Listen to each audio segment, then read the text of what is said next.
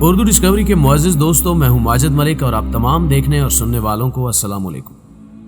دوستوں، ویڈیو شروع کرنے سے پہلے حسب روایت چینل پر نئے آنے والے دوستوں سے گزارش ہے کہ پہلے ہمارے چینل کو سبسکرائب کرتے ہوئے ساتھ موجود گھنٹی کے بٹن کو بھی دبا دیں تاکہ ہر نئی آنے والی ویڈیو کی نوٹیفیکیشن باقاعدگی کے ساتھ آپ تک پہنچتی رہے۔ نیز ہماری کاوشوں کا صلہ ہماری ویڈیوز کو لائک کر کے ضرور دیا کیجیے۔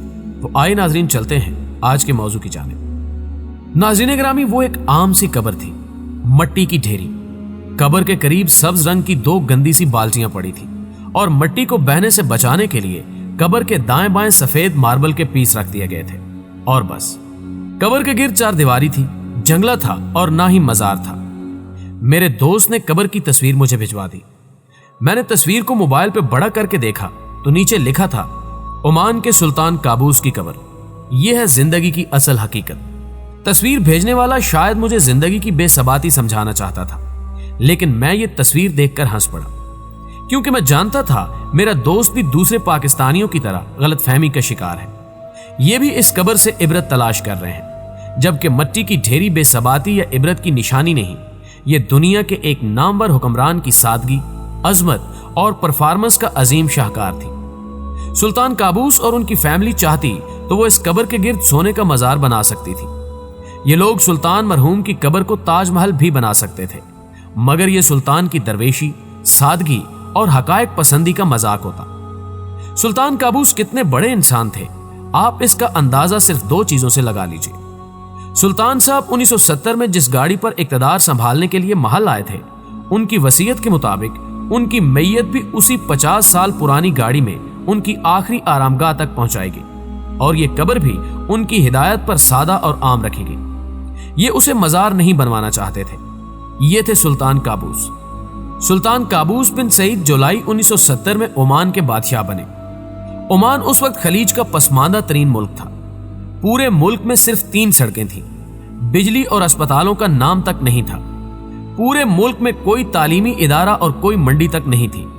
ملک قبائل میں تقسیم تھا اور تمام قبائل ایک دوسرے کے ساتھ برسر پیکار تھے، اور عمانی باشندے دوسرے ملکوں میں مزدوری کرتے تھے۔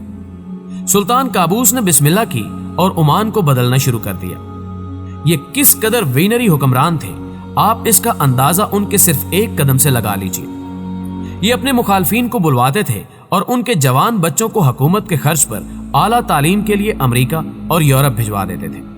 یہ بچے جب دنیا دیکھ کر اور اعلیٰ تعلیم پا کر واپس آتے تھے تو یہ ریاست کے دشمن سے ریاست کے سب سے بڑے دوست بن چکے ہوتے تھے۔ یہ بچے آج حکومت میں اعلیٰ عہدوں پر فائز ہیں۔ عمان اس وقت خلیج کا پرامن ترین اور خوشحال ترین ملک ہے۔ آپ انصاف، تعلیم، علاج، روزگار اور امن کسی بھی پہلو سے دیکھ لیں، آپ کو عمان پورے خطے میں آگے ملے گا۔ مسقط اس وقت سنگاپور کے بعد دنیا کا صاف ترین شہر ہے۔ عمان خلیج کا واحد ملک ہے جس نے پارلیمنٹ اور حکومت میں خواتین کو 17% نمائندگی دی۔ آپ کو ہر حکومتی دفتر میں خواتین ملتی ہیں۔ سلطان کی پوری کابینہ اعلیٰ تعلیم یافتہ ہے۔ وزراء آکسفورڈ، کیمبرج، ہارڈورڈ اور ہائیڈلبرگ جیسی یونیورسٹیوں سے فارغ التحصیل ہیں۔ مسجد کے امام بھی اعلیٰ تعلیم یافتہ ہیں۔ آپ کسی گاؤں کے مفتی سے بھی بات کر لیں، وہ بھی اپنے لہجے اور تہذیب سے آپ کو حیران کر دے گا۔ پوری اسلامی دنیا تقسیم ہے۔ ایران اور سعودی عرب کے اندر شیعہ سنی اختلافات انتہا کو چھو رہے ہیں۔ پاکستان کے حالات بھی آپ کے سامنے ہیں، لیکن عمان میں کسی قسم کی مسلکی تقسیم ہے اور نہ ہی قبائلی۔ لوگ نماز تک ایک ہی مسجد میں ادا کرتے ہیں اور ایک دوسرے کے آگے پیچھے کھڑے ہو کر پڑھتے ہیں۔ آپ یونیورسٹیاں دیکھیں، آپ حیران رہ جائیں گے۔ آپ اسپتال، سکول، کمیونٹی سینٹرز اور شاپنگ مالز دیکھیں، یہ بھی آپ کو حیران کر دیں گے۔ اور آپ لوگوں کے رویے بھی دیکھ لیں، آپ ان کی شائستگی، تہذیب اور مہمان نوازی سے متاثر ہوئے بغیر نہیں رہ سکیں گے۔ آپ کو اگر موقع ملے تو آپ صرف مسقط کی جامع السلطان قابوس دیکھ لیں یا پھر مسقط کے اوپیرا ہاؤس کا وزٹ کر لیں، آپ کو دونوں ششدر کر دیں گے۔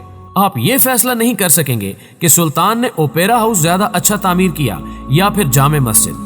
اور آپ سڑکیں بھی دیکھ لیں، سلطان نے صحرا کے اندر تک سڑکیں پہنچا دی، اور یہ سارے کام ایک ہی سلطان کے دور میں ہوئے۔ ناظرین گرامی، اب سوال یہ پیدا ہوتا ہے کہ سلطان نے یہ سب کیسے کیا؟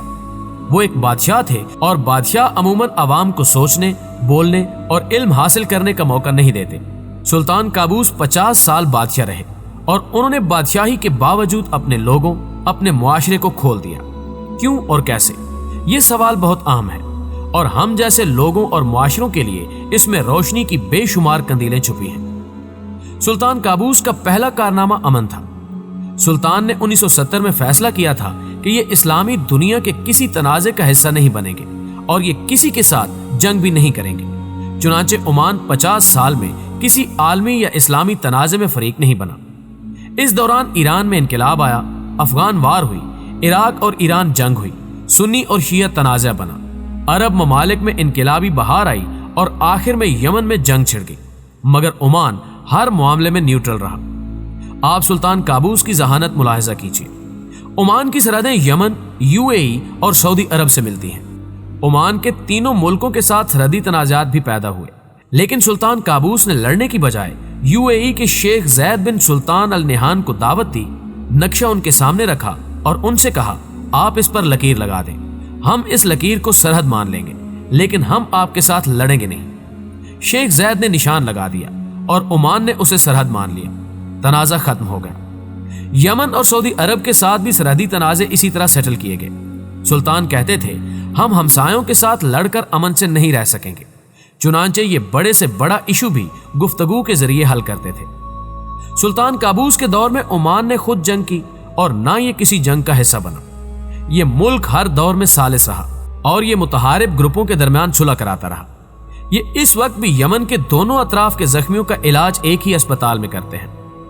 یہ میرٹ پر بھی بے انتہا یقین رکھتے تھے۔ عمان میں پچھلے 50 برسوں میں تمام عہدوں پر صرف اور صرف اہل لوگوں کو تعینات کیا گیا اور وہ اہل لوگ خاص سلطان کے دشمن ہی کیوں نہ ہوں، انہیں کوئی نوکری اور ترقی سے نہیں روک سکتا تھا۔ تیسرا، یہ انصاف اور عدل پر بھی کمپرومائز نہیں کرتے تھے۔ یہ ہو نہیں سکتا تھا کہ ملک کا کوئی طاقتور شخص کسی کمزور کا حق مار لے اور ریاست اس پر خاموش رہے۔ سلطان نے اربوں روپے کے پلازے اور زمینیں حقداروں کو واپس کرائیں اور اس عمل میں کسی کا دباؤ قبول نہیں کیا۔ مسقط کے اندر الموج نام کا ایک وسیع رہائشی کمپاؤنڈ ہے۔ یہ سمندر کے کنارے ہے اور یہ ہر لحاظ سے دبئی لگتا ہے۔ یہ انٹرنیشنل کمیونٹی کا کمپاؤنڈ ہے۔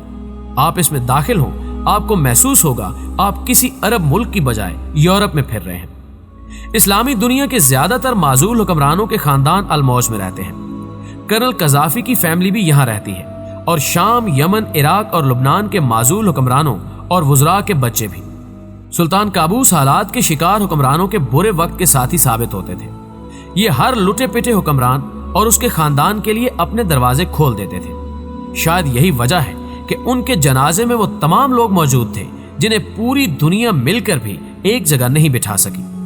مصر کے مورسی اور السیسی دونوں گروپ ایک دوسرے سے لڑ رہے ہیں۔ یمن میں حوثیوں اور حکومت کے درمیان لڑائی چل رہی ہے۔ شام میں 3 مختلف اسلامی طاقتیں ایک دوسرے کے سر اتار رہی ہیں اور ایران اور سعودی عرب کا تنازع بھی آخری سٹیج پر پہنچ چکا ہے۔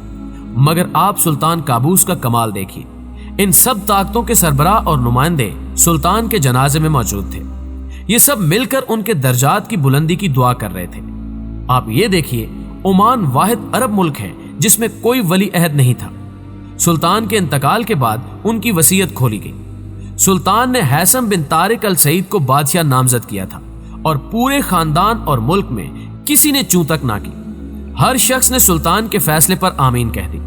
پوری دنیا کا خیال تھا کہ سلطان قابوس کے بعد تخت اور تاج کے ایشو پر عمان بکھر جائے گا، لیکن سلطان کے اخلاص اور محبت نے انتقال کے بعد بھی ملک کو جوڑے رکھا۔ ملک میں کسی جگہ بغاوت ہوئی اور نہ شورش، کسی نے مخالفانہ آواز تک نہیں نکالی، اور سلطان بلا کے مستقل مزاج بھی تھے۔ یہ جو کام شروع کر دیتے تھے یہ اسے پایہ تکمیل تک پہنچا کر دم لیتے تھے۔ یہ ہو ہی نہیں سکتا تھا کہ سلطان قابوس نے کوئی کام شروع کیا ہو اور وہ کام مکمل نہ ہوا ہو۔ چنانچہ میں سمجھتا ہوں کہ سلطان قابوس کی قبر صرف قبر نہیں، یہ اسلامی دنیا کے تمام حکمرانوں کے لیے روشن مثال ہے، اور یہ مثال ثابت کرتی ہے کہ انسان اگر دنیا میں کچھ کرنا چاہے تو یہ پوری قوم کا مقدر بدل سکتا ہے، اور اس کے جانے کے بعد اس مٹی کی چھوٹی سی ڈھیری دنیا کا سب سے بڑا مقبرہ بن سکتی ہے، اور لوگ اس کی کچی قبر کی مٹی کو سرما بنا لیتے ہیں۔ سلطان قابوس زندہ تھے تو یہ کمال تھے، یہ انتقال فرما گئے تو یہ کمال سے بھی بڑا کمال بن گئے۔ یہ ثابت کر گئے کہ لوگوں کی خدمت کرنے والے حکمران مزاروں اور مقبروں کے محتاج نہیں ہوتے، ان کی کچی قبریں بھی تاج محل سے بڑی اور قیمتی ہوتی ہیں۔ ناظرین گرامی، ہمیشہ کی طرح ہمیں امید ہے کہ آج کی یہ ویڈیو بھی آپ کو پسند آئی ہوگی۔ ویڈیو پسند آنے کی صورت میں سے لائک کیجیے، فیس بک اور واٹس ایپ پر اپنے دیگر دوستوں کے ساتھ شیئر کرتے ہوئے ہماری حوصلہ افزائی بھی کیجیے، اور کمنٹ باکس میں ہمیں اپنی قیمتی تجاویز سے بھی ضرور آگاہ رکھیے گا۔ آج کی ویڈیو میں بس اتنا ہی، اگلی ویڈیو تک کے لیے اللہ نگہبان۔